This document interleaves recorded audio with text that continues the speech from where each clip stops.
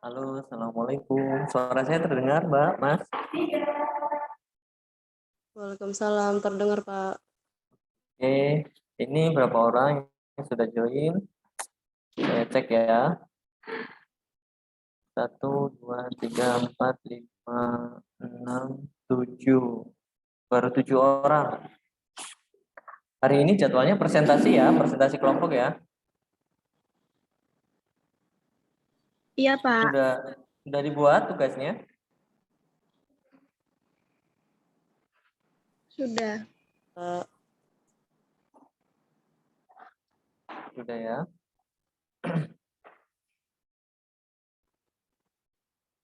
Ya, saya berharap untuk presentasi hari ini bukan hanya menyampaikan presentasi dari masing-masing kelompok, tapi juga ada diskusi, jadi ada sesi tanya jawabnya. Jadi paling tidak diskusi kita lebih aktif ya, Mbak Mas ya. Ini sudah pada mandi semua belum ini? Biar fresh ini mau perkuliahan. Kalau belum mandi kayaknya masih ngantuk kalau belum mandi.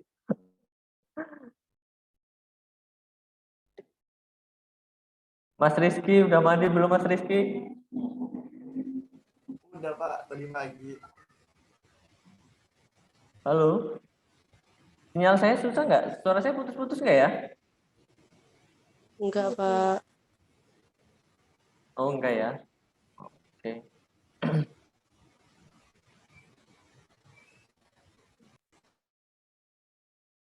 Semalam saya cek tugasnya udah kirim sih, tapi ya sudah bagus.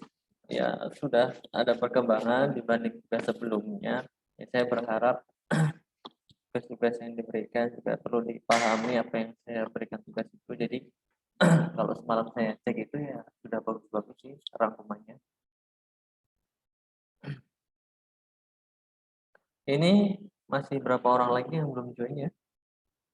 Ya 4, 5, 6, baru 7 orang. Ini nanti perwakilan dari masing-masing kelompok sudah ada ya yang mau menyampaikan? Sudah Pak.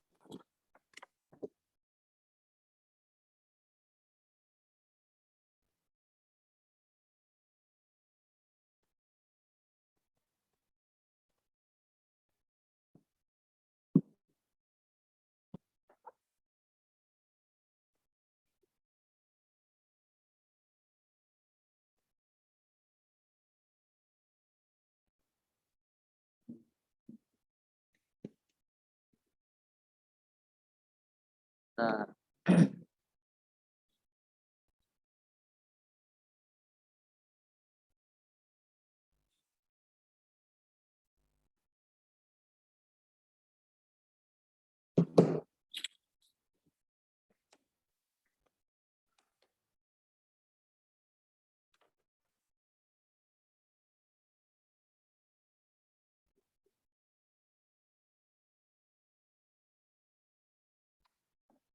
apa kita mulai saja ya? Ini kelompok 1 yang menyampaikan presentasi siapa? Kelompok 1?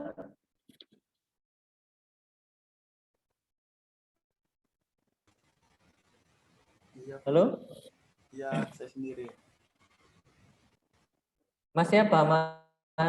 Mas Rizky?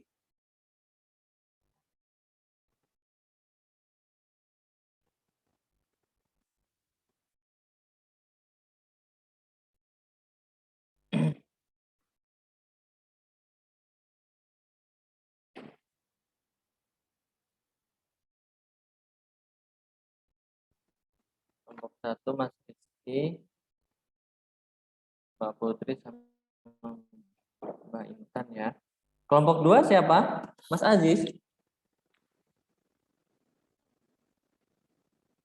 Kelompok 2 yang menyampaikan presentasi siapa? Farhan, Pak. Mas Farhan ya. Mas Farhan udah gabung ya? Belum kayaknya. Oh, belum. Oke. Kelompok 3 siapa? Saya Pak. Mbak Mira ya. Oke. Mungkin kita mulai saja karena memang sembari berjalan nanti sembari menunggu teman-teman yang lain. Baik, saya buka terlebih dahulu ya. Assalamualaikum warahmatullahi wabarakatuh. Waalaikumsalam warahmatullahi wabarakatuh. Alhamdulillahirrahmanirrahim. Terima kasih kepada Mbak-Mas sekalian yang sudah bergabung pada Zoom pagi hari ini.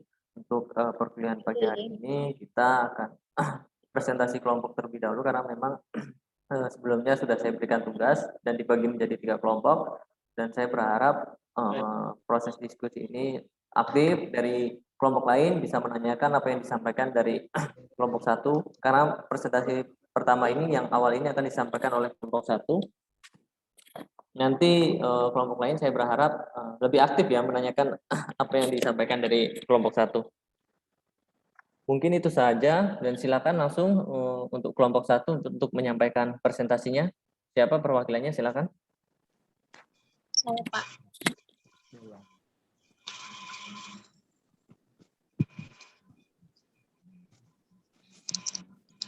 Ayo silakan. Assalamualaikum warahmatullahi wabarakatuh. Saya dari Waalaikumsalam warahmatullahi wabarakatuh. jenis-jenis organisasi di sejarah manajemen. Slide-nya ganti, maaf.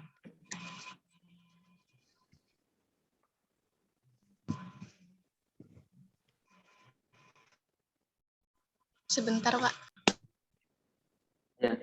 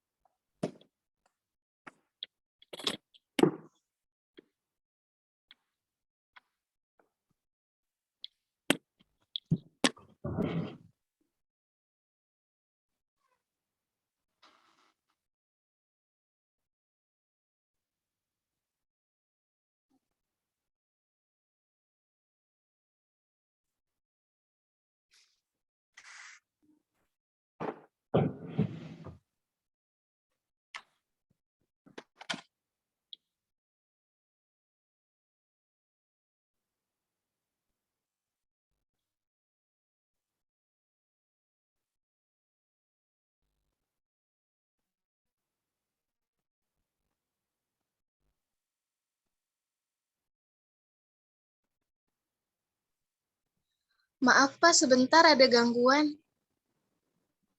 Ya nggak apa-apa. Nggak apa-apa, sambil ditunggu aja.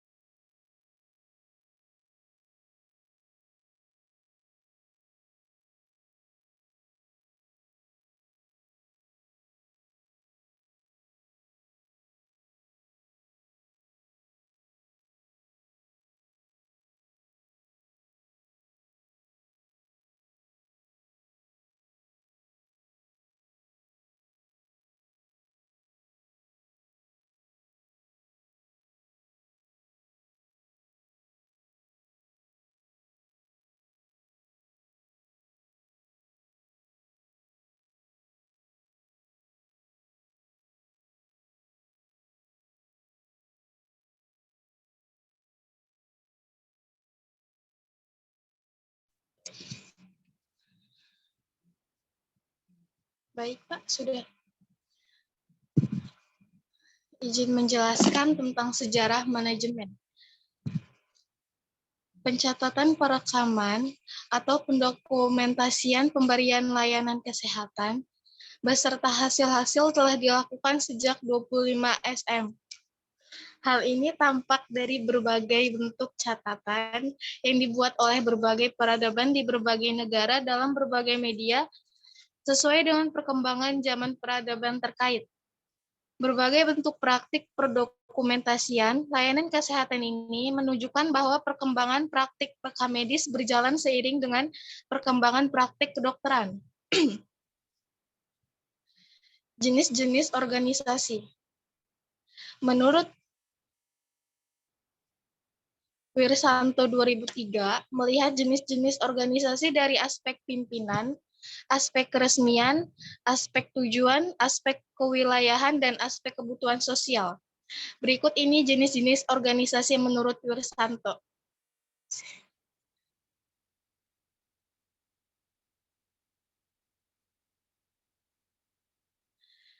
1. Jenis organisasi dari aspek pimpinan.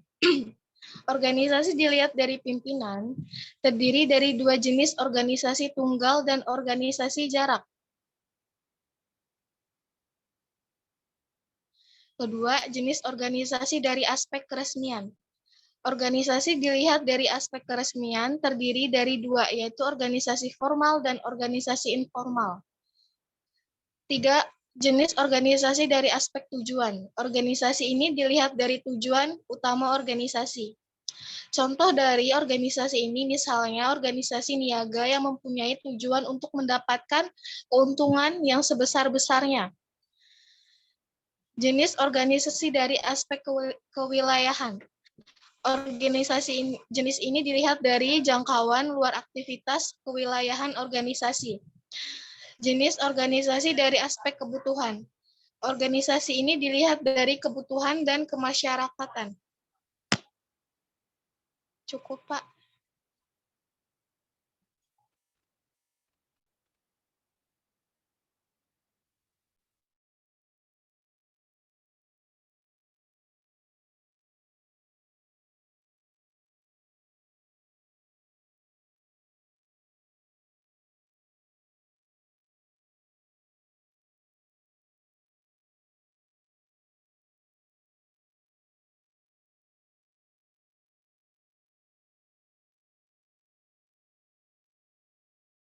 Maaf, suara Bapak nggak terdengar. Baik, terima kasih kelompok 1 yang sudah menyampaikan. Terus dari kelompok lain ada yang ditanyakan atau ada yang didiskusikan terkait apa yang disampaikan dari kelompok 1? Ini saya melihat yang disampaikan dari kelompok 1 singkat sekali ya. Ini kan kemarin tugasnya yang kelompok 1 ini membahas terkait sejarah dari manajemen. Jadi artinya manajemen secara umum, tidak hanya terfokus pada manajemen kesehatan. Jadi jenis organisasi dan sejarah manajemen. Ini jenis organisasi ini bisa diberikan contohnya, Mbak, yang menyampaikan presentasi ini dari masing-masing contohnya organisasi apa gitu biar teman-teman terbayang.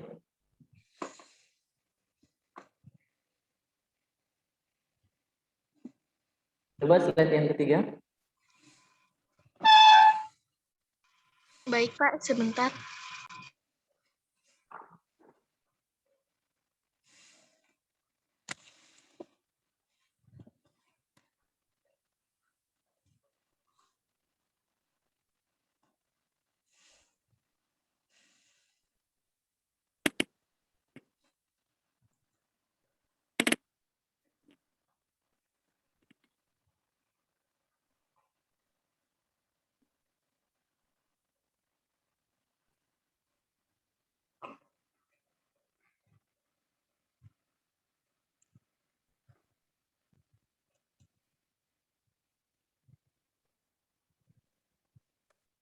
Ayo teman yang lain bisa dibantu, yang satu kelompoknya.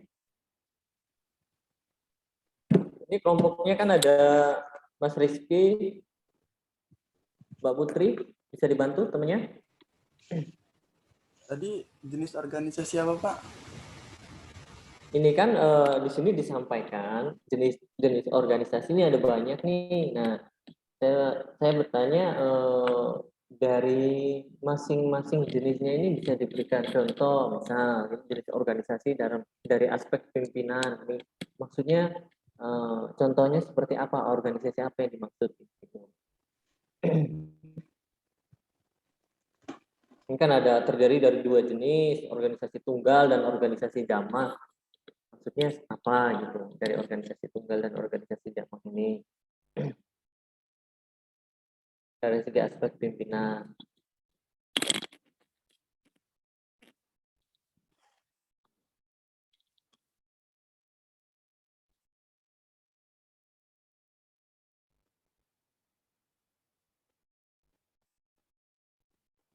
Ayo, ada yang bisa membantu? Atau teman yang lainnya?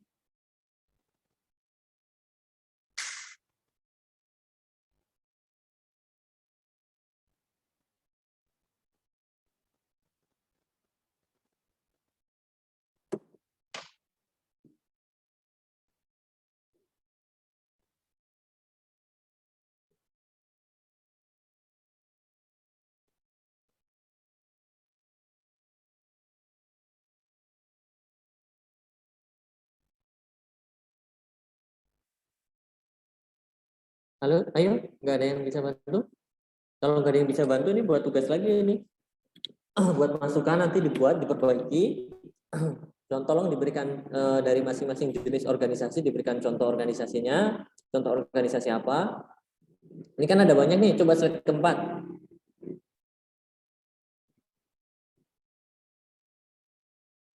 Slide keempat, ini organisasi aspek keresmian, ini ada yang formal dan informal, itu apa. Terus dari aspek tujuan. Nah, ini contoh dari tujuan utama organisasi, yaitu jenis organisasi misalnya organisasi niaga mempunyai tujuan untuk mendapatkan keuntungan yang sebesar-besarnya. Ini contohnya apa? Terus di sini juga ada organisasi dari aspek kewilayahan.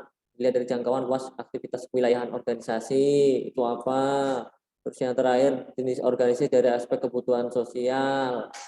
Organisasi jenis ini dilihat dari kebutuhan kemasyarakatan. Itu tolong kelompok satu diperbaiki, nanti diberikan masing-masing contoh dari jenis organisasi ini. Terus yang sejarah nih, yang slide kedua, bisa dibuka slide kedua. Slide keduanya.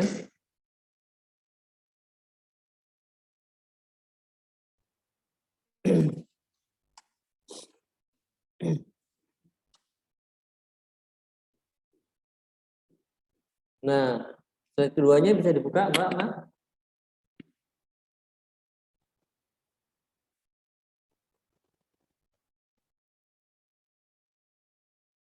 Halo?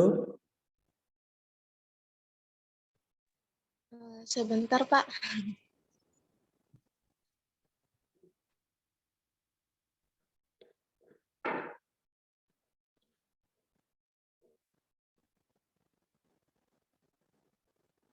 Loh.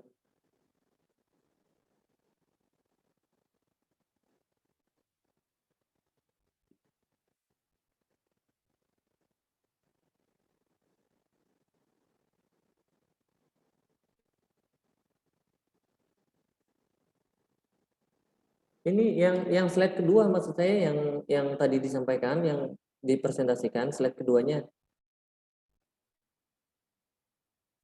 Oh, coba dibuka. Buka slide kedua.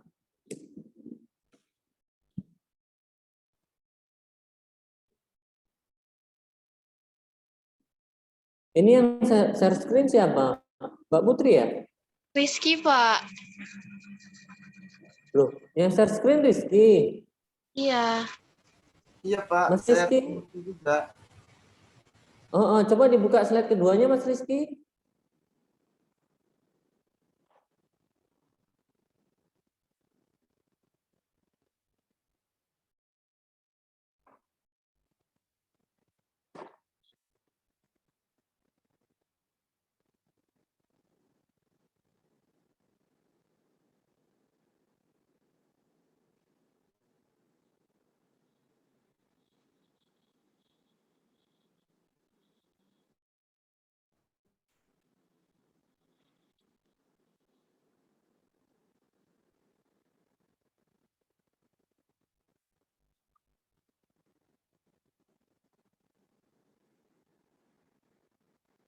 Loh,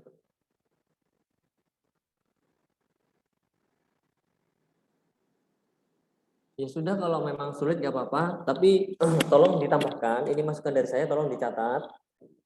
Jadi tadi yang disampaikan yang terkait organisasi itu, tolong diberikan contoh dari masing-masing jenis organisasinya itu sendiri. Berikan contoh ya. Terus terkait sejarahnya, itu sejarah manajemen secara umum. Jadi saya berharap ketika kita membahas terkait sejarah manajemen, kita tahu bagaimana sih manajemen di masa lalu ataupun di masa lampau itu apa namanya manajemen itu. Terus teori-teori manajemen itu dikemukakan oleh siapa saja. Itu kan ada banyak tuh teori manajemen. Tolong dimasukkan teori manajemen menurut para ahli.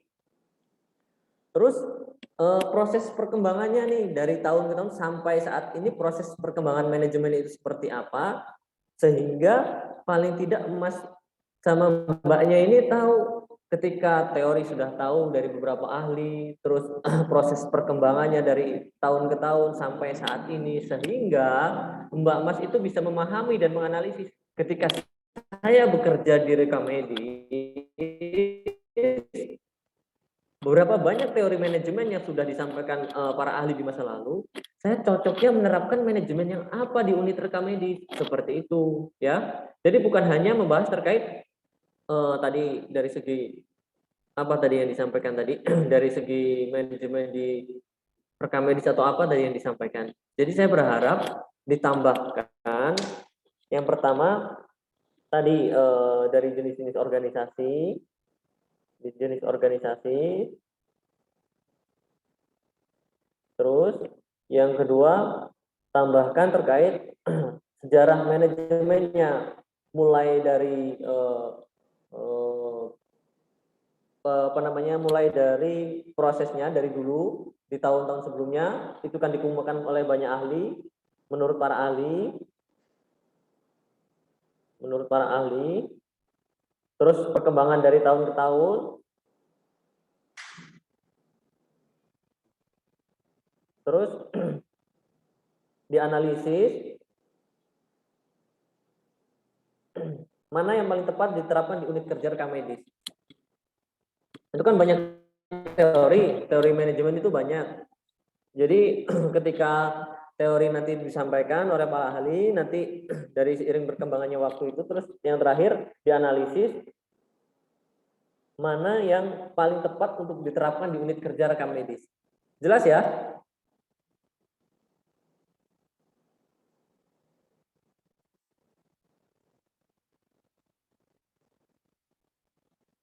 Halo, jelas ya? Jelas, Pak. Oke. Jadi itu tambahan dari saya, nanti tolong diperbaiki PowerPoint-nya. Saya berharap sebelum pertemuan selanjutnya sudah dikirimkan ke saya. Nanti jika memang ada yang perlu diperbaiki lagi, nanti saya kirimkan ulang. Jadi kalau memang sudah selesai, langsung dikirimkan ke saya. Ya. Itu nanti dipresentasiin lagi apa enggak ya? Apa langsung kirim ke Bapak? Nggak usah kirim ke saya. Nanti kalau memang saya merasa sudah cukup, sudah pas, nanti PowerPoint itu bisa di-share ke teman-teman yang lain. Jadi paling tidak teman-teman yang lain yang tidak mempelajari materi yang disampaikan oleh kelompok 1 bisa membaca juga dari PowerPoint yang disampaikan oleh kelompok 1 ya. Jelas ya? Oke, Pak. Oke. Dari kelompok lain ada yang ditanyakan kepada kelompok 1?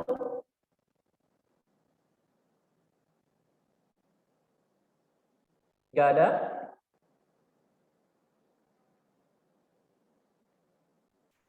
Kalau nggak ada, langsung dilanjut saja presentasi kepada kelompok 2. Saya persilakan.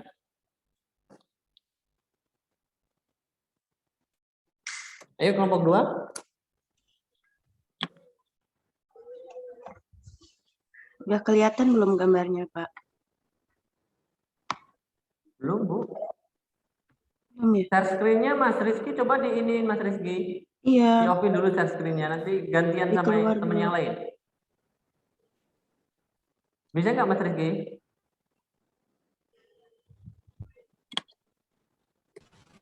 Nggak bisa lagi, Pak. Nanti saya keluar aja, Pak Kamu ya. itunya diarahin ke atas, itunya apa namanya kursornya. Arahin ke atas. Ya. Itu kan belum bergerak. Coba diarahin ke atas, Mas. Ada panahnya ke atas, ke atas. Ya udah. Kalau nggak keluar dulu nggak apa-apa, Mas. Nanti join lagi, Mas. Oh, udah keluar tuh kan, udah. Terus kelompok 2 yang mau presentasi siapa?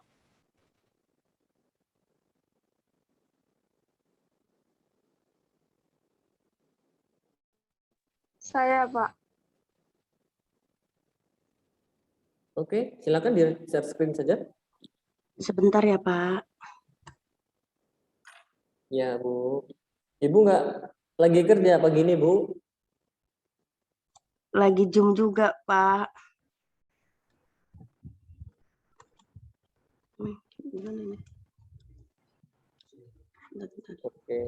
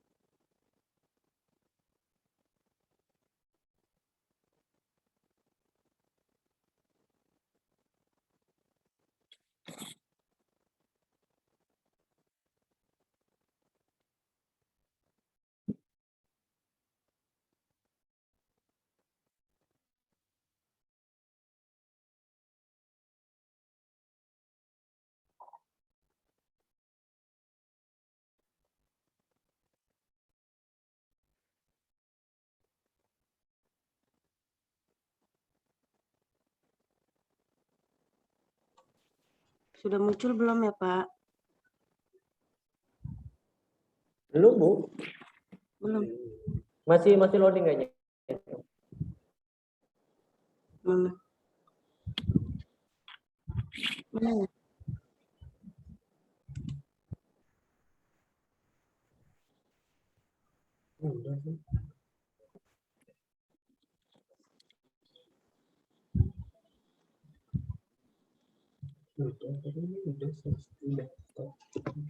Belum kelihatan ya? Udah lah. Belum. Di sini. Tunggu sebentar aja, Bu. Kayaknya bentar lagi. Iya.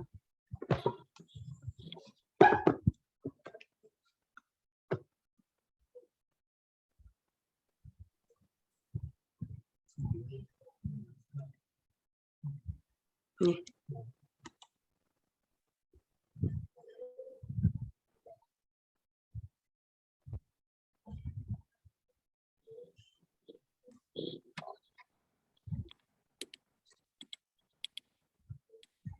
Belum nongol di sana ya.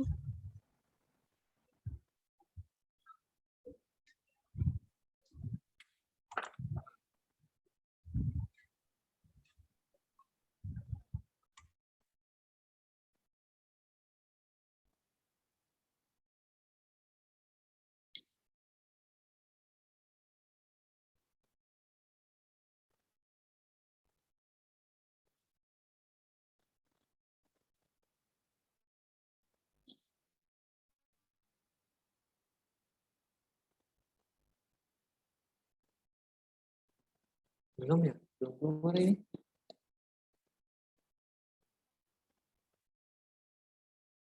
Coba di share screen lagi, Bu.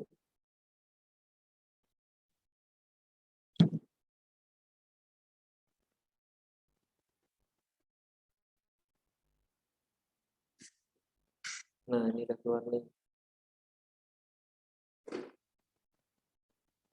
Ayo silakan yang mau presentasi. Saya, Pak. Ya, silakan. Pengertian manajemen dan ruang lingkup.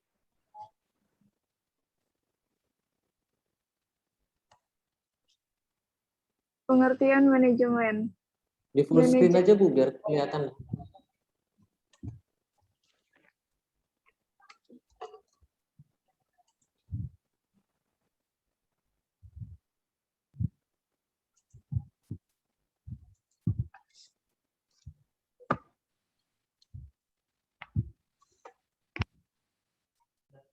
Sudah ya? Sudah.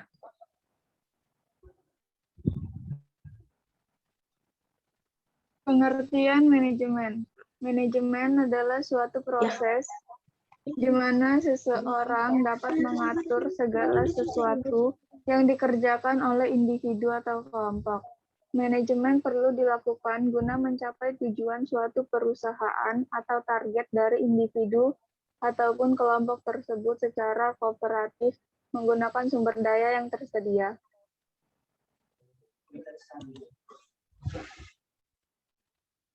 Ruang lingkup manajemen menurut para ahli mencakup beberapa hal berikut. Yang satu ada planning atau merencanakan. Kegiatan merencanakan adalah pekerjaan manajemen di awal. Isinya berupa merencanakan tujuan dan proses yang harapannya akan terwujud. Seorang manajer perlu membayangkan, menggambarkan hingga mendefinisikan hal apa saja yang perlu ia dan timnya lakukan agar semuanya bisa tercapai. Yang kedua ada controlling atau pengawasan. Ketika perencanaan mulai tim laksanakan, maka manajemen bukan berarti sudah boleh ongkang-ongkang kaki. Lingkup pekerjaannya juga termasuk mengawasi proses yang berjalan. Proses ini tentu saja memerlukan berbagai tools seperti KPI, daftar hadir, catatan harian, dan banyak lagi. Pengawasan ini berlangsung sampai suatu proyek atau tujuan tim benar-benar telah terwujud. Maka mungkin dapat kami katakan, biasanya lingkup ini memakan waktu paling lama.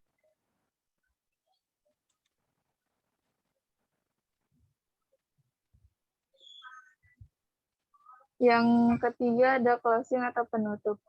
Lingkup paling akhir adalah closing. Dalam proses ini, manajemen melakukan berbagai bentuk evaluasi dari apa yang ia dan timnya kerjakan. Manajemen berarti mengaudit berbagai hal seputar proyeknya, menyampaikan hasil, hingga melakukan penilaian terhadap tim yang mereka pimpin. Wawasan yang ia dapatkan dalam proses pengawasan sangat membantu proses closing. Bahkan, berbagai penilaian itu dapat manajemen jadikan dasar dalam membuat rencana tim ke depannya. 3 lingkup utama manajemen di atas berdasarkan penjelasan Project Management Institute, lembaga ahli dalam manajemen.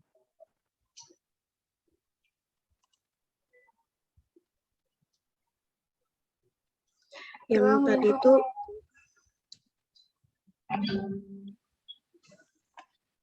ruang lingkup administrasi.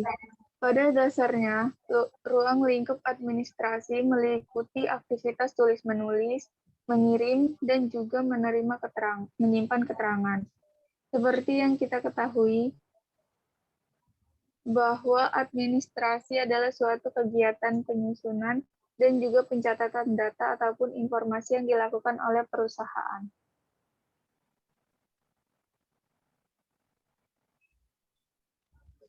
Tujuan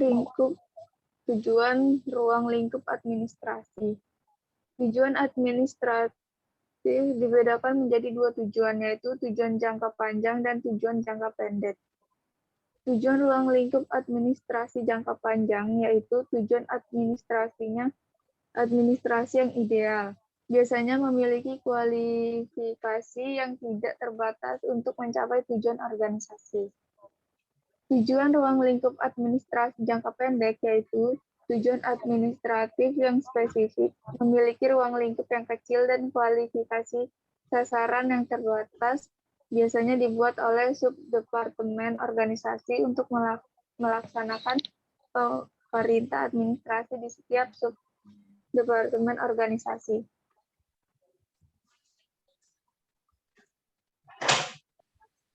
Unsur-unsur ruang lingkup administrasi. Ruang lingkup administrasi terdiri dari beberapa unsur, yaitu organisasi. Yang satu ada organisasi, yaitu tempat karyawan melakukan aktivitas manajemen dan dapat mencapai tujuan yang telah ditetapkan. Yang kedua, manajemen, yaitu manajemen administratif yang melibatkan manajer dan operator. Yang ketiga ada communication, yaitu cara mengkomunikasikan informasi yang digunakan untuk menghubungkan dan berkoordinasi antara anggota organisasi atau antar berbagai bagian organisasi. Yang keempat ada personil, yaitu penggunaan tenaga kerja yang bertanggung jawab atas manajemen organisasi. Dalam sistem kepegawaian, terdapat proses yang saling terkait, yaitu rekrutmen pegawai, penempatan pegawai, otorisasi pegawai, dan pemberhentian pegawai. Yang kelima ada keuangan, yaitu modal atau dana yang digunakan untuk tujuan manajemen bisnis. Yang keenam ada materi, yaitu unsur administrasi meliputi kegiatan pencatatan, perencanaan, pengorganisasian, dan pengawasan kegiatan pengadaan barang. Yang ketujuh ada pengurusan administrasi, yaitu unsur-unsur administrasi termasuk urusan administrasi keuangan dan lain-lain. Yang kedelapan ada humas, yaitu elemen-elemen manajemen tentang bagaimana organisasi berinteraksi dengan baik pada publik atau masyarakat atau konsumennya. Selesai. Sudah, Pak.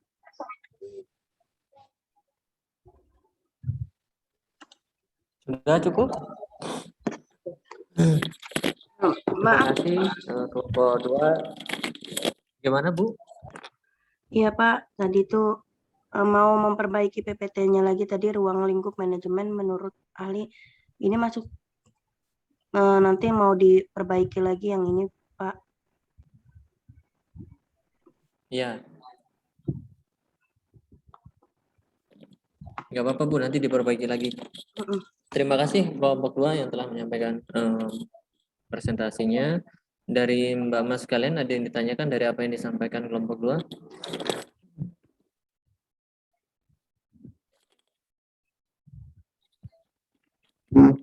Ada yang ditanyakan?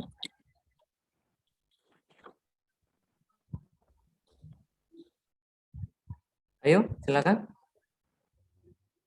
Sudah jelas tak yang disampaikan dari kelompok 2? Sudah terbayang? Belum?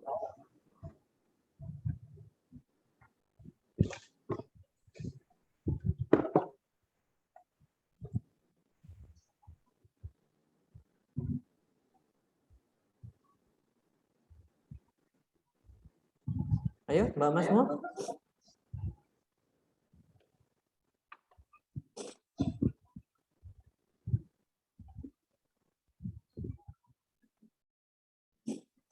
Nggak ada yang ditanyakan, berarti sudah jelas semua ini yang disampaikan kelompok 2.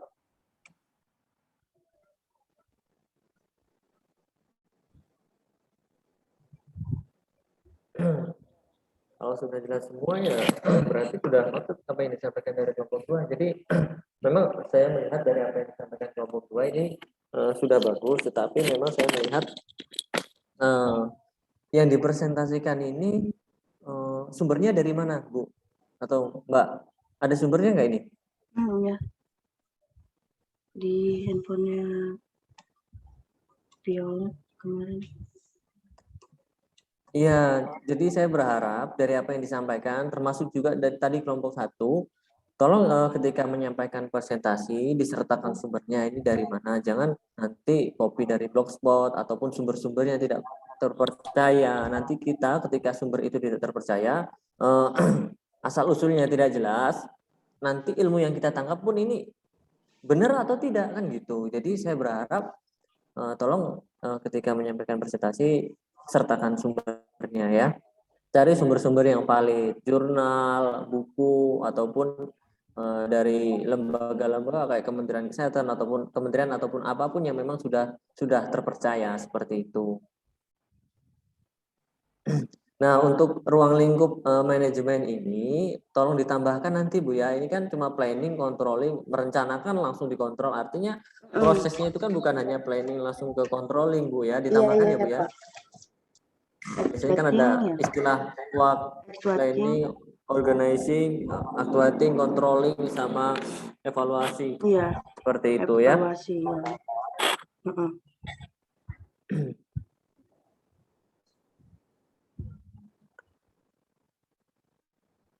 Coba di slide yang kedua Bu, bisa dibuka Bu. Pengertian manajemen. Nah, pengertian manajemen. Manajemen adalah suatu proses di mana seorang dapat mengatur segala sesuatu yang dikerjakan oleh individu atau kelompok. Manajemen perlu dilakukan guna mencapai tujuan suatu perusahaan atau target dari individu ataupun kelompok tersebut secara kooperatif menggunakan sumber daya yang tersedia. Sumber daya. Artinya manajemen ini apa? Ya, manajemen ini suatu aktivitas yang terdiri dari planning, organizing, actuating, controlling untuk mencapai tujuan organisasi secara efektif dan efisien. Ya, betul sekali. Termasuk di sini juga manajemen juga kan nanti proses ini bertujuan untuk suatu kegiatan yang memang untuk mengatur para orang-orangnya juga nih. Contohnya, Iya, Pak. ketika Contohnya, di unit kerja rekam medis nanti, ya silakan Bu. iya, contohnya seperti manajer gitu ya, Pak ya. Ya, Mempunyai perencanaannya, terus organizing, oh ya nih manajer nih mempunyai rencana. Nah, nanti beliau membagikan tugasnya. Misalnya A-nya si A ya, ngapain, ini si B-nya ngapain. Terus ya. yang paling penting tuh ya melaksanakannya. Oh, ini si A sudah melaksanakan belum nih apa yang sudah ditugaskan? Si B sudah melaksanakan belum apa yang sudah ditugaskan? Iya, Bu. Nah, Terus, yang Bu? terakhir itu mengawasi. Apakah yang direncanakan sudah terlaksana atau belum? Ya. Gitu ya, Pak. Iya Bu, betul sekali Bu. Artinya saya berikan contoh ketika di unit kerja rekam medis nih. Saya yakin Mbak Mas kalian nanti di unit kerja rekam medis itu sebagai leadernya. Karena Mbak Mas nanti kan lulus, punya ijazah, sudah sarjana sains terapan, itu sudah setara S1. Nanti di unit kerja rekam medis, saya yakin bisa saja Mbak Mas ini menjadi kepala ruangan di ruangan itu. Nah, ketika menjadi kepala ruangan, Mbak Mas ini pasti mengorganisasikan ataupun memanajemen orang-orang yang ada di unit kerja rekam medis tersebut. Jadi nanti planning ke depan biasanya prosesnya itu ketika di akhir tahun itu dievaluasi nih kendalanya apa aja, planning ke depan nanti dirancang untuk planning 1 tahun ke depan. Ketika planning itu sudah direncanakan, setelah itu ada pembagian tugas. Nah, di situ kan bukan hanya 1 orang nih, ada banyak orang. Nah, Mbak Mas kalian nanti membagi tugas. Ibu ini bagian ini, ibu ini bagian masukkan rekam medis ke raknya, ibu ini bagian entry data. Dan ibu ketika melakukan itu sebaiknya disesuaikan dengan karakter orang-orangnya juga, kemampuan orang-orangnya juga. Jangan sampai saya dulu mengalami kendala di unit kerja rekam medis, orang sudah senior, sudah mau pensiun, ditempatkan pengembalian berkas ke raknya. Artinya ketika orang sudah senior, sudah sepuh, sudah mau pensiun, ditempatkan di tempat yang memang butuh ketelitian yang tinggi, saya rasa kurang tepat. Artinya ketika itu sudah dilakukan, otomatis banyak kesalahan buku rekam medis itu masuk di tempat yang memang yang berbeda, di tempat yang memang bukan tempatnya, sehingga ketika pasien datang lagi, rekam medis dicari tidak ketemu. Nah, bagaimana mengatasi masalah itu sehingga Mbak Mas sekalian diharapkan bisa memanajemen semua itu dengan cara menempatkan orang-orang dengan sesuai karakter, dengan sesuai kemampuannya, seperti itu. Setelah itu berjalan, dikontrol nih, proses perjalanan itu bisa dikontrol. Ini sudah sesuai belum? Ini sudah sesuai belum apa yang dikerjakan? dikontrol, dicek orang-orangnya ada kendala atau tidak. Setelah itu dievaluasi. Dievaluasi dalam artian setelah proses perjalanan itu dijalankan, itu dievaluasi ada nggak apa namanya dari apa yang sudah dijalankan, setelah dikontrol dievaluasi ada nggak masalah-masalah baru yang timbul, seperti itu. Harapannya seperti itu. Jadi saya berharap Mbak Mas ini nanti ketika bekerja di unit kerja rekam medis bisa memanajemen orang-orang yang ada di unit kerja rekam medis, seperti itu ya. Jelas ya?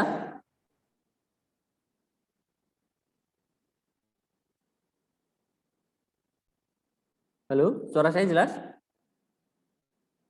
Jelas, Pak. Jelas, Pak.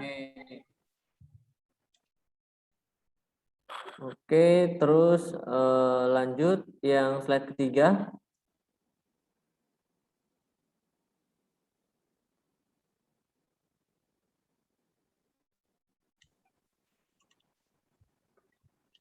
Slide ketiga, bisa dibuka, Bu?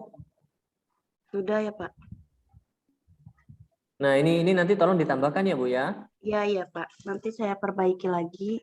Saya Oke. tambahin kurang actuating.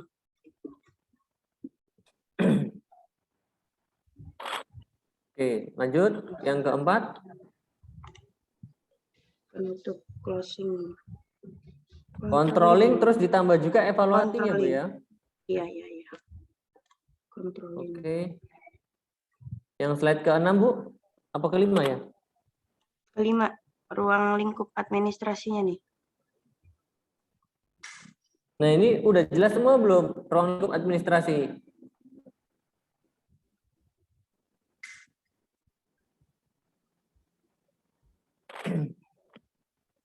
Sudah jelas?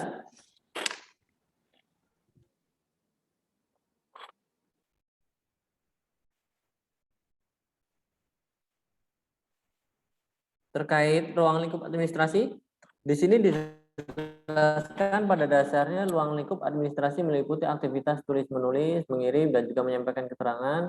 Seperti yang kita tahu bahwa administrasi adalah suatu kegiatan penyusunan dan juga pencatatan data ataupun informasi yang dilakukan oleh perusahaan. Jelas ya? Jelas nggak?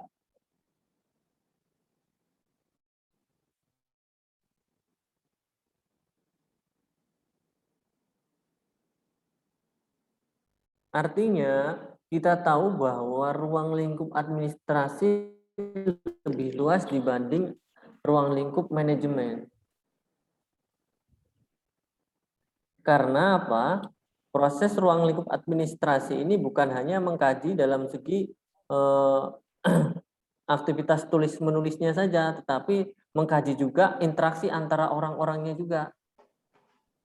Ruang lingkup administrasi ini lingkupnya lebih luas dibanding ruang lingkup manajemen.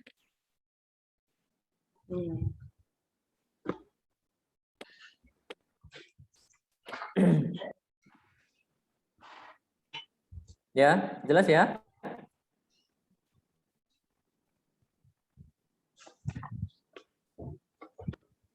Ini pada diem semua ini kayaknya nggak maksud ini kayaknya. Coba tolong yang slide kanan, Bu. Tujuan ruang lingkup administrasi.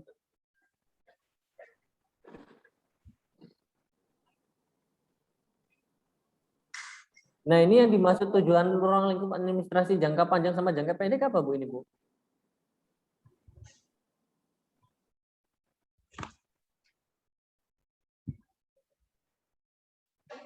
Memiliki kualifikasi yang tidak terbatas untuk mencapai tujuan organisasi.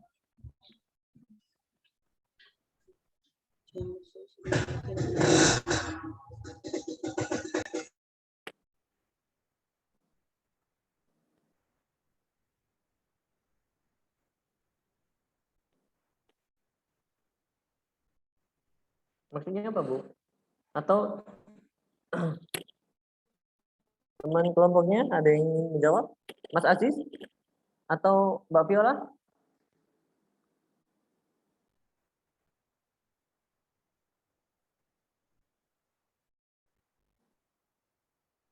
Ayo.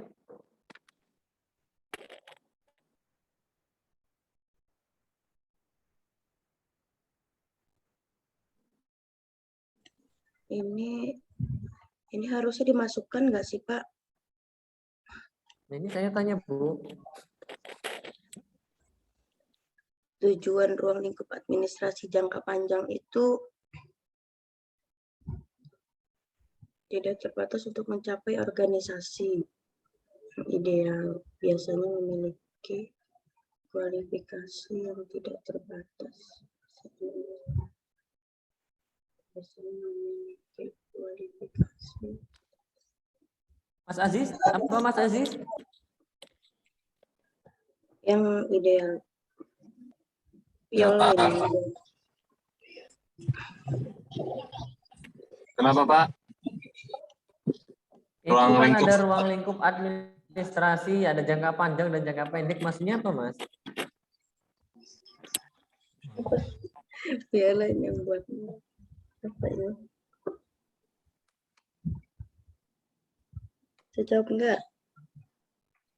Gimana? Silakan. Jangka panjang itu maksudnya mungkin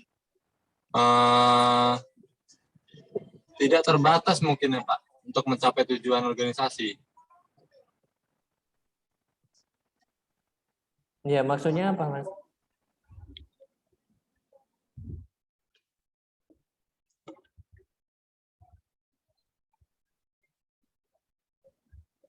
Di situ juga ada jangka pendek, yaitu tujuan administrasi yang spesifik, memiliki ruang lingkup yang kecil dan kualifikasi sasarannya yang terbatas. Biasanya dibuat oleh subdepartemen organisasi untuk melaksanakan perintah administrasi di setiap subdepartemen organisasi. Artinya apa? Nah, itu nanti tolong ditambahkan aja, Bu. Maksudnya apa, Bu? Ya, Bu. Oh, iya Pak, iya Pak. Nanti Karena saya bantu. jangka panjang ini apa, jangka pendek apa maksudnya.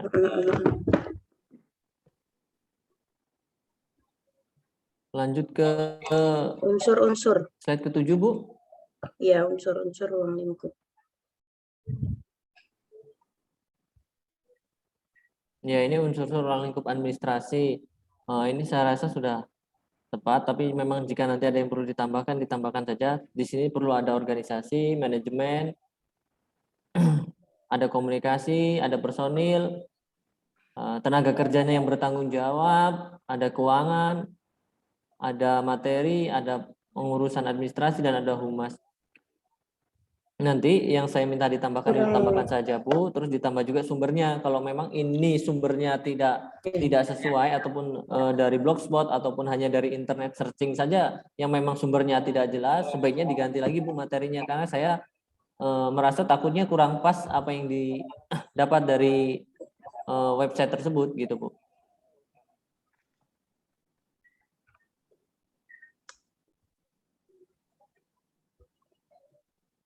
Ya, Mas Aziz sama Mbak Viola. Iya Pak. Oke, lanjut ke kelompok 3 ya.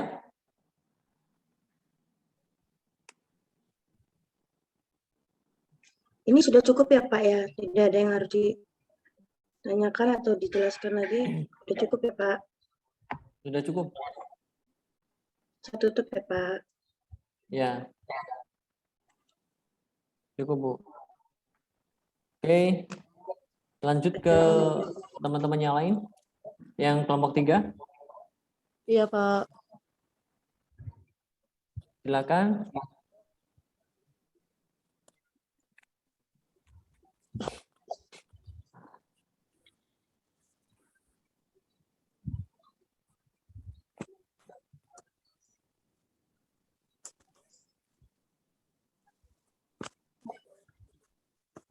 Oh, sorry.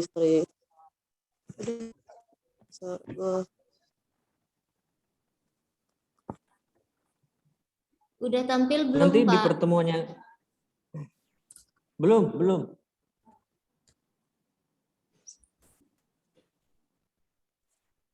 Jadi di pertemuan yang akan datang, insya Allah saya rangkum kembali apa yang disampaikan dari masing-masing kelompok dan saya sampaikan kembali mungkin agar lebih jelas karena memang ini kan materinya banyak.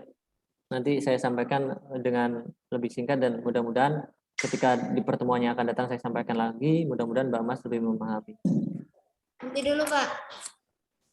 Nah, ini sudah keluar nih. Sudah tampil, Pak. Sudah. Oh ya. Baik, Pak. Ayo silakan. Assalamualaikum warahmatullahi wabarakatuh. Waalaikumsalam warahmatullahi wabarakatuh. Baik, izin memperkenalkan kelompok. Kami dari kelompok 3 akan membahas materi tentang unsur manajemen dan pola manajemen. Sebelum memulai presentasi, kami akan memperkenalkan diri.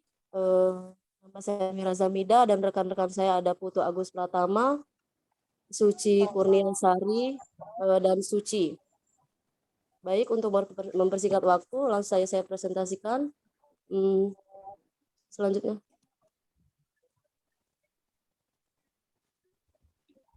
Di sini ada apa yang dimaksud manajemen.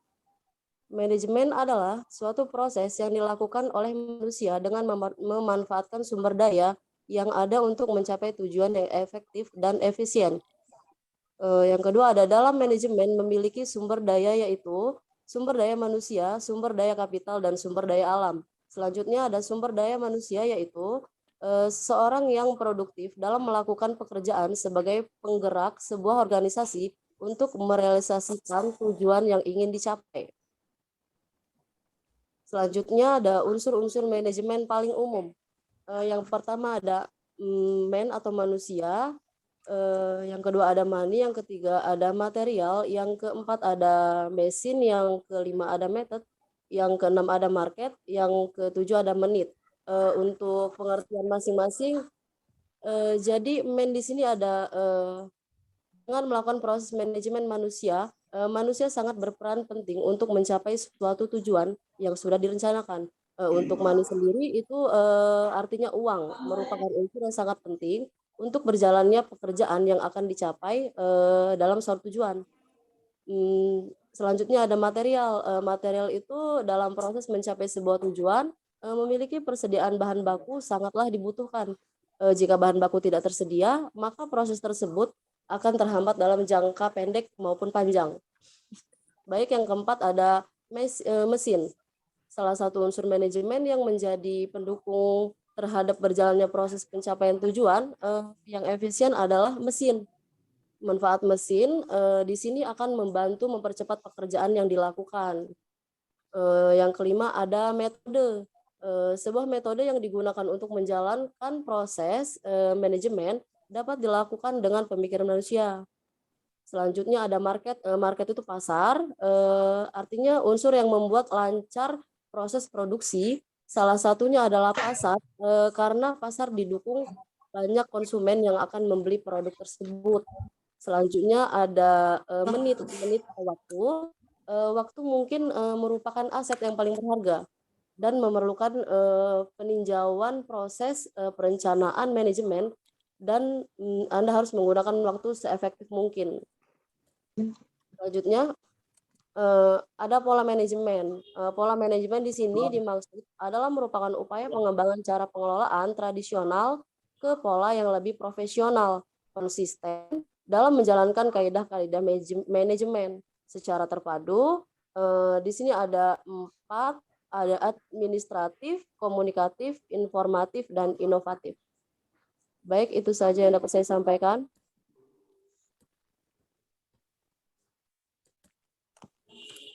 Oke, terima kasih Mbak Mira yang sudah menyampaikan presentasinya. Dan bagus sekali nih kelompok 3 yang sudah menyampaikan presentasinya. Saya rasa jelas ya apa yang disampaikan kelompok 3 ya. Iya, Pak. Jelas ya, ada yang ditanyakan nggak dari apa yang disampaikan kelompok 3? Silakan.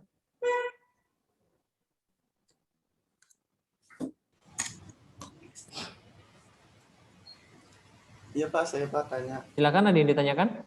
Iya, saya. Ya, silakan Mas Rizky. Itu apa pentingnya marketing? Apa? Bisa diulang, Mas? Ayo, kelompok 3 yang bisa jawab. Yang tanya tadi Mas Rizky ya. Iya. Apa pentingnya marketing? Pertanyaannya, apa pentingnya dari marketing itu sendiri? Seperti itu. Saya membantu menjawab ya.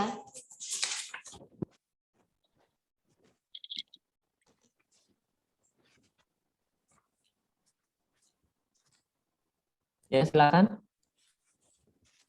Saya bantu menjawab pertanyaan dari Rizky ya, Pak Nanda. Halo? Halo? Ya, Suara Mbak. kedengeran nggak, Pak?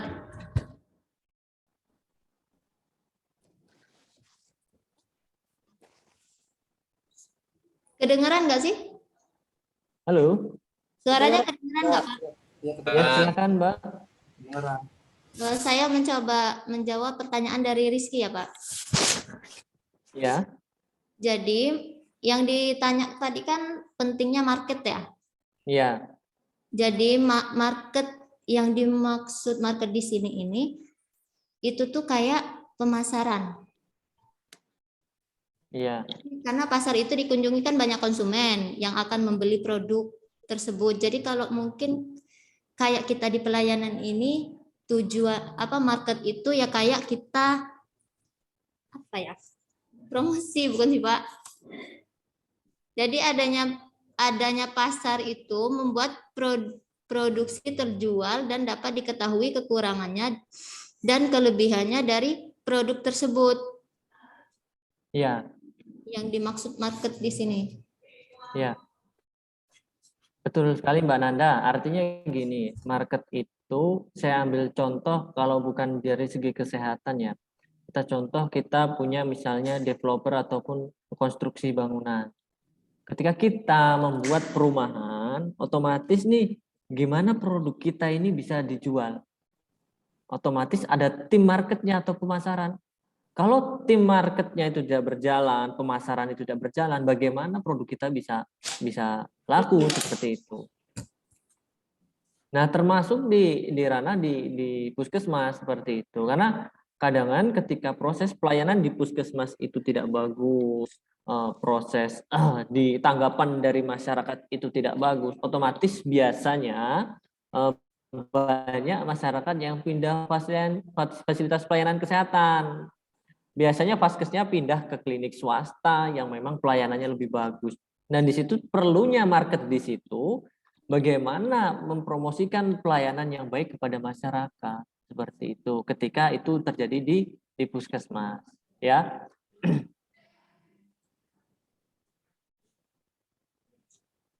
Jelas ya? Iya. Iya, Pak, jelas. Contohnya kalau kita produksi inilah produksi makanan nih, kita pabrik makanan. Di situ perlu ada marketnya, pemasaran. Produk makanan kita ketika kita sudah produksi, bahan ada, manusia ada, material ada, teknologinya sudah bagus, metode pembuatannya juga ternyata sudah sesuai standar, waktu yang dikerjakan ternyata memang sudah cepat, marketnya tidak berjalan, kita mau buang makanan kita kemana, mau pasarkan roti kita kemana, siapa yang mau menerima, siapa yang mau mengonsumsi produk kita, kan nggak ada. Artinya market itu sangat penting ketika proses manajemen itu berjalan.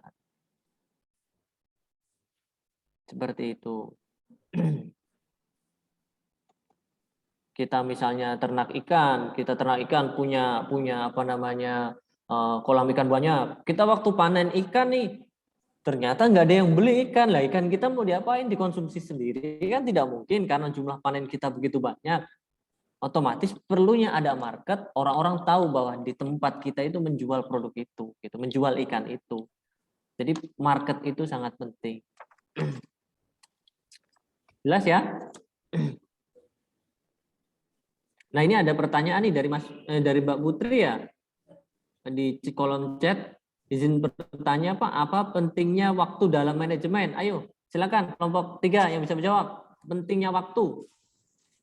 Teman-teman ada yang mau bantu jawab apa gimana? Putu sama Suci. Ayo, silakan. Halo, Putu. Ya, Pak, Mas saya Putu, bantu jawab. silakan. Ya. Waktu adalah merupakan aset yang paling berharga, memerlukan peninjauan proses perencanaan manajemen waktu yang efektif. Jadi kalau misalnya ini kita menunda-nunda pemasaran, misal kalau dia tuh barang yang cepat Ya, kayak kadaluarsa, jadi kalau nggak cepat dipasarkan menunda waktu, jadi barangnya akan Expired. tidak terjual, expired ya, jadinya. ya, Jadi makanya betul. pentingnya market waktu itu, jadi harus tepat waktu dan efisien. Ya, betul sekali. Makanya waktu itu sangat penting, jadi tidak boleh menunda waktu dalam pemasaran. Iya, betul sekali. Terima kasih, Mas Putu. Ya, Pak. Artinya bahwa waktu itu sangat penting. Saya ambil contoh di unit kerja rekam medis. Mbak Nanda yang memang merasa mungkin pernah bekerja di unit kerja rekam medis. Ketika berkas itu sudah kembali ke unit kerja rekam medis setelah pelayanan, berkas itu segera dipulangkan nggak, Mbak? Ke raknya. Gimana, Pak? Nah, saya ambil contoh di unit kerja rekam medis. Berkas biasanya kembali nih, Mbak, ketika setelah pelayanan, biasanya kan rekam medis itu kan didistribusikan kan, Mbak, ke unit-unitnya, ke ruangan-ruangan. Kalau di puskesmas ya, Mbak ya. Setelah itu kan berkas diambil lagi, dikumpulkan di unit kerja rekam medis lagi kan? Iya. Ketika berkas berkumpul, di situ kan berkas perlu dikembalikan ke raknya. Iya. Ketika kita menunda waktu itu kembalian, otomatis berkas itu menumpuk di meja kita dan itu akan menyusahkan kita nantinya. Artinya waktu itu sangat penting. Saya berharap di unit kerja rekam medis nanti, Mbak Mas ketika bekerja, manfaatkan waktu semaksimal mungkin, sebaik mungkin. Ketika proses perjalanan di rekam medis itu kita menunda-nunda waktu, alah udahlah berkasnya dipulangin besok lagi aja. Hari besoknya lagi bilang seperti itu, udahlah berkasnya dipulangin besok lagi aja. Otomatis berkas itu akan menumpuk di meja-meja kita. Semakin banyak berkas yang menumpuk di meja kita, otomatis proses pencarian nanti akan terhambat. Karena biasanya di rak itu sudah ada nomornya, kok di rak nggak ada nomornya, nggak ada nih. Kita cari satu-satu lagi di tumpukan-tumpukan itu. Dan itu akan menjadi kendala kita di unit kerja rekam medis. Termasuk ketika nanti Mbak Mas bekerja di rumah sakit. Di rumah sakit itu ada coding, ada codingnya atau pengkodean penyakit. Ketika proses pengkodean penyakit itu Mbak tunda-tunda, codingnya nantilah besok lagi. Berkas itu semakin banyak, semakin menumpuk. Semakin menumpuk, nantinya ketika proses klaim di jaminan kesehatan biasanya BPJS itu akan tertunda juga. Artinya manfaatkan waktu semaksimal mungkin ketika bekerja di unit kerja rekam medis. Jangan menunda-nunda pekerjaan. Seperti itu, ya. Walaupun sebenarnya bukan hanya di unit kerja rekam medis, banyak pekerjaan yang memang waktu itu sangat penting. Jelas ya? Ya, Pak. Oke. Ada yang tanyakan lagi? Ayo, silakan. Tadi yang tanya Mas Rizky sama Mbak Putri ya. Ayo teman-teman sebelum ditutup. Ayo silakan.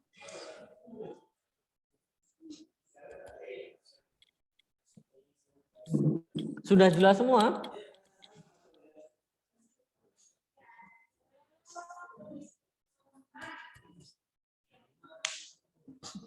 Enggak ada yang ditanyakan lagi?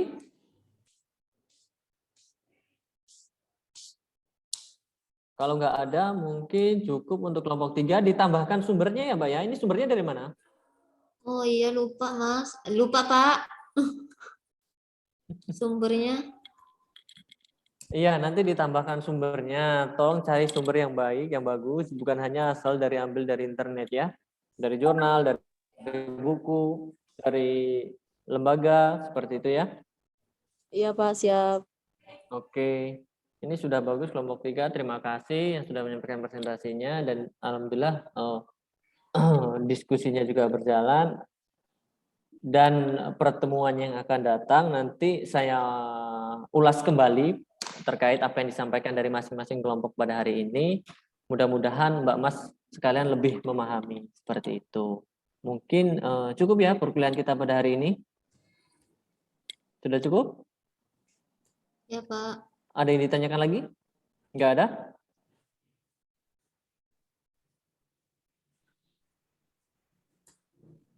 Enggak ada ya Pak.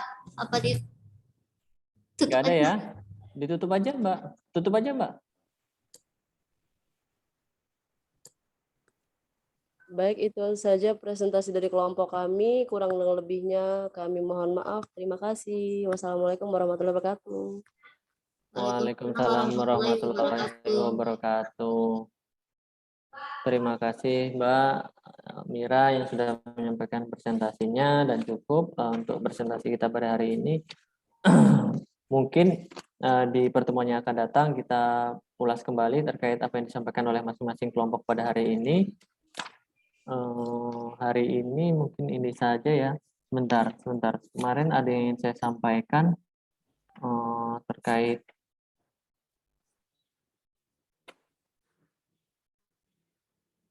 sebentar ya, tunggu sebentar.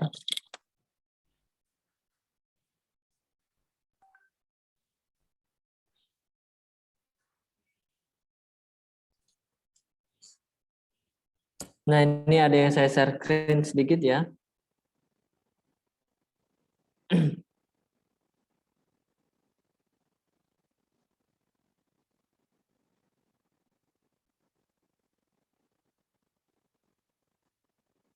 Bentar ya, mana ya?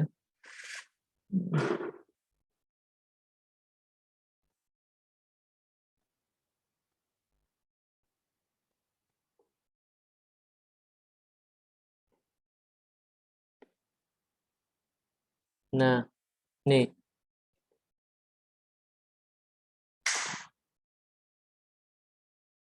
Perubahan di unit kerja rekam medis. Bukan hanya kita terdiam dengan kondisi yang memang apa adanya saat ini. Terkadang kita sebagai manusia itu terlalu nyaman di zona nyaman. Dalam artian ketika di unit kerja rekam medis, saya ambil contoh di puskesmas.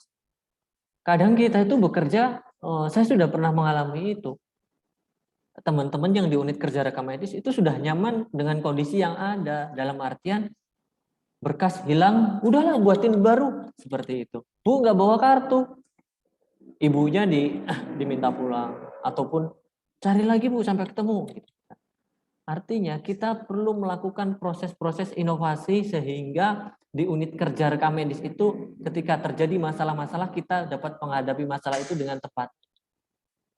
Dan direncanakan di masa yang akan datang, paling tidak di unit kerja rekam medis itu ketika kendala-kendala yang sudah terjadi sebelumnya, di masa yang akan datang kendala itu sudah tidak ada. Saya berharap seperti itu.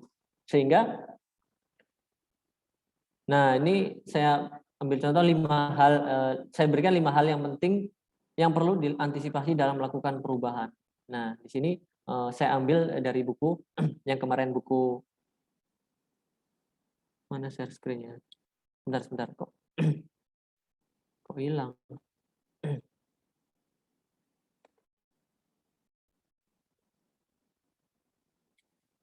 Nah, nih. Kebuka ya? Muncul ya? Muncul, Pak.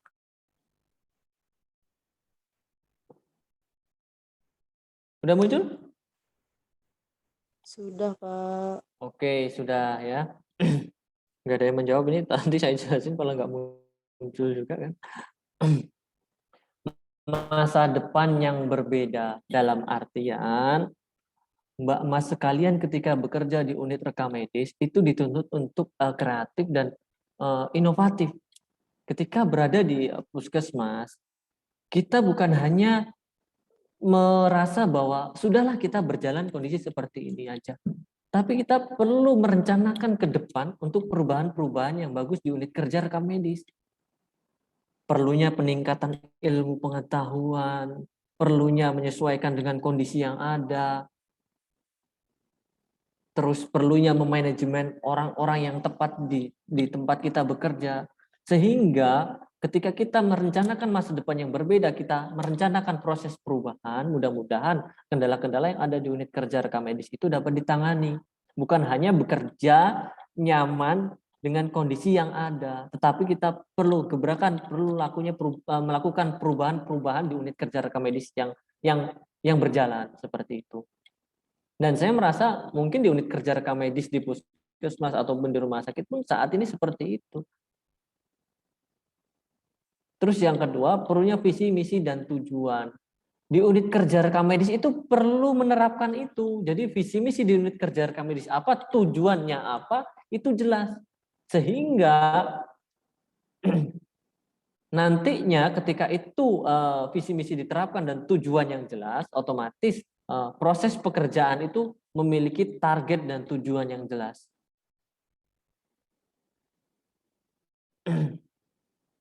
Terus di sini juga perubahan tata nilai.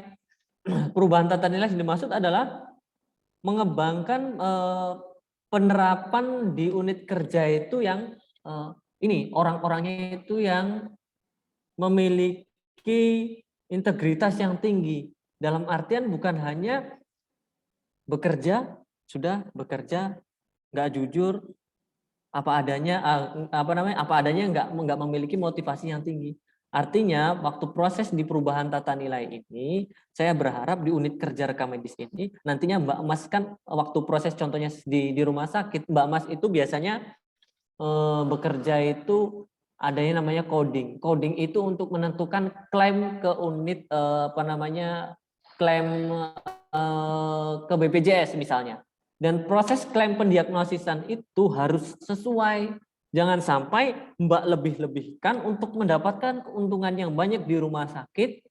Artinya Mbak itu nggak jujur, Mbak Mas sekalian nggak jujur. Perubahan tata nilai di sini, orangnya jujur, tanggung jawab, dan memiliki integritas yang tinggi. Jadi nanti kalau misalnya Mbak Mas diminta, Mas Putu, kok klaim kita sekarang dapatnya sedikit, tolong dinaikinlah, dirubah itu klaim BPJS-nya. Diakal-akalin codingnya biar dapat untung yang banyak. Apakah Mas Putu mau melakukan itu? Gimana Mas Putu? Enggak, Pak. Enggak ya. Artinya saya berharap perubahan tata nilai di sini Mbak Mas kerjanya itu jujur, tanggung jawab, punya integritas yang tinggi. Jangan semata-mata kita hanya ingin mendapatkan keuntungan tetapi dampaknya negatif ke diri kita. Seperti itu. Jelas ya? Terus di sini ada strategi yang konkret. Strategi yang konkret di sini yang dimaksud strategi untuk menghadapi kondisi-kondisi perekam medis di masa yang akan datang. Maksudnya, saya ambilkan contoh. Proses perekam medis itu kan otomatis seiring berjalannya waktu berkas semakin bertambah. Iya nggak Mbak Nanda? Di unit kerja rekam medis itu pasti berkas semakin bertambah, pasti raknya kurang, terus pasti setiap family folder ataupun berkas untuk pengisian itu perlu dicetak setiap saat ataupun setiap waktu yang dibutuhkan. Perlunya pencetakan kartu berobat. Artinya agar itu tidak terjadi, strategi yang konkret. Mbak Mas sekalian harus bisa memprediksi. Ini ruangan ini raknya sekian. Ini prediksinya bakalan habis sekian. Kalau kita rata-rata setiap hari pasien baru sekian, otomatis kita harus cetak sekian untuk jangka waktu sekian. Itu harus strateginya konkret. Sehingga ketika proses perjalanan pelayanan itu tiba-tiba, aduh Bu, family foldernya habis, ada pasien baru datang, family folder habis, kartu berobat habis, ternyata raknya sudah nggak muat. Apa kita mau diam saja seperti itu? Kan tidak. Artinya ini perlu strategi yang konkret untuk menghadapi masalah-masalah itu. Jelas ya? Nah nanti contohnya, kita nggak mau merancang strategi ke depan, raknya sudah mau habis, kita diam saja. Otomatis ketika ada penambahan pasien baru, berkas itu tidak dimasukkan lagi ke rak. Kita taruh di mana terserah kita. Lama-lama semakin banyak, semakin numpuk, kita biarkan saja. Dan di situ nanti timbul masalah baru. Berkas yang baru, bahkan itu pasien baru, berkasnya hilang. Berkasnya nggak ketemu, padahal pasien baru. Sedangkan pemusnahan itu kan dalam jangka rentan waktu tahunan baru bisa dimusnahkan. Kan seperti itu. artinya perlu yang namanya strategi yang konkret untuk mengatasi masalah-masalah yang akan datang. Nah, selanjutnya bentuk dan struktur yang baru. Artinya ketika di unit kerja rekam medis itu bukan hanya semata-mata, contohnya di unit kerja rekam medis itu kan biasanya ada kepala ruangan, ada anggotanya tuh, itu kan ada organisasinya tuh, strukturnya sudah jelas tuh. Tapi bukan berarti kita terpaku dengan struktur yang ada. Makanya perubahan-perubahan itu perlu dilakukan. Mbak Mas merasa bahwa nanti sebagai kepala unit ruang rekam medis, Mbak Mas merasa ada orang yang lebih cocok, ada orang yang lebih mampu untuk mengatasi itu, tidak menutup kemungkinan pembentukan struktur yang baru itu dilakukan. Ibaratnya refresh lah, tidak terpaku dalam struktur yang ada. 5 tahun, 10 tahun, strukturnya itu aja, orang-orangnya itu aja. Jenuh nggak? Lama-lama jenuh. Makanya bentuk dan strukturnya bisa kita rubah karena itu tidak terpaku dengan aturan seperti itu.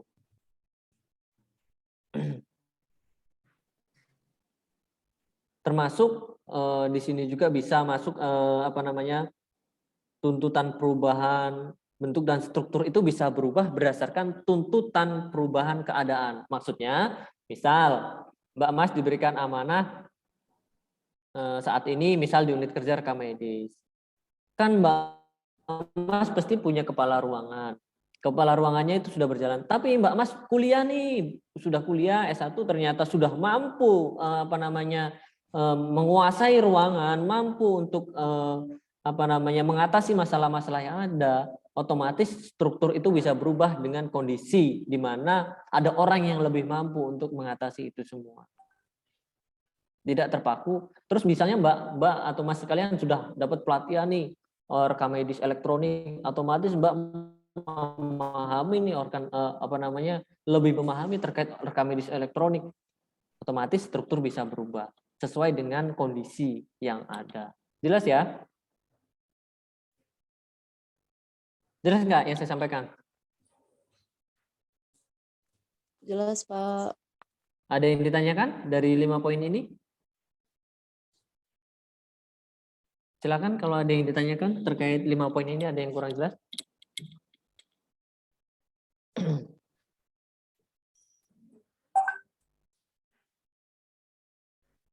Nggak ada ditanyakan?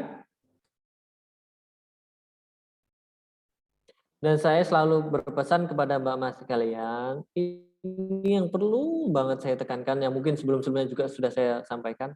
Jika nanti sebagai kepala ruangan atau apapun, jadilah orang yang bijak dalam menilai segala sesuatu, dalam menyikapi situasi, dalam menyikapi rekan kerja. Jadi orang yang bijak, jangan semata-mata hanya mengedepankan ego kita tanpa menilai mana pilihan yang terbaik. Biasanya kita dihadapkan dengan situasi yang seperti itu. Contoh yang seperti tadi saya sampaikan, ketika ada orang yang memang senior di tempat kita, sudah mau pensiun, kita tempatkan yang tempat yang memang pengembalian buku rekam medis, ternyata itu salah terus, apa perlu kita maki-maki?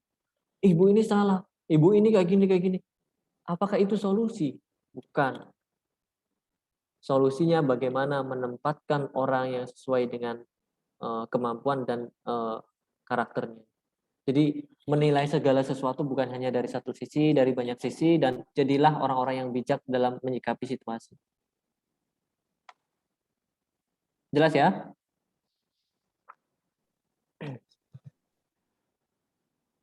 Jelas, Pak. Mungkin itu yang dapat saya sampaikan. Kalau memang tidak ada yang ditanyakan, mungkin cukup ya.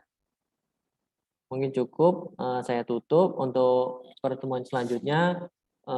Saat ini sih tidak ada tugas, nanti mungkin di pertemuan yang akan datang saya berikan tugas, dan mungkin di pertemuan yang akan datang saya rangkum kembali dari apa yang disampaikan Mbak Mas sekalian pada pertemuan hari ini.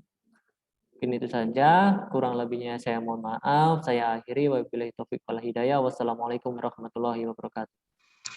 Waalaikumsalam warahmatullahi wabarakatuh. Ini sudah isi absen semua belum?